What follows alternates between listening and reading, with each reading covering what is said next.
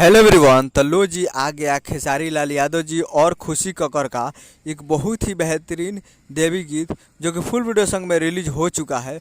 और इस गाने को लिखे हैं अखिलेश कश्यप जी और मनु साहू जी, दो मिलकर इस गाने को लिखे हैं। और इसमें म्यूजिक दिए हैं VRR वर्मा जी। और इस गाने को गाए हैं खेसारी लाल यादव जी और खुशी कक्कर जी, जो कि आपको स्क्रीन के ऊपर दिखाई दे रहा है। जिस सॉन्ग का टाइटल रखा फूल अरउल, जिसका टाइटल है फूल अरउल।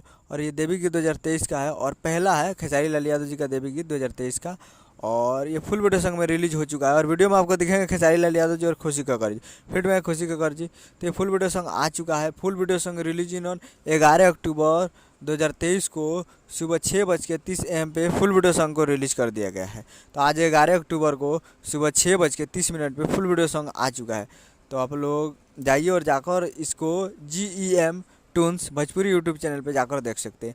GEM Toons Bhojpuri YouTube channel पे जाइए और जाकर फुल वीडियो सॉन्ग को देखिए और प्यार दीजिए। काफ़ी बेहतरीन देवी गीत है, तो जाइए और जाकर देखिए और प्यार दीजिए।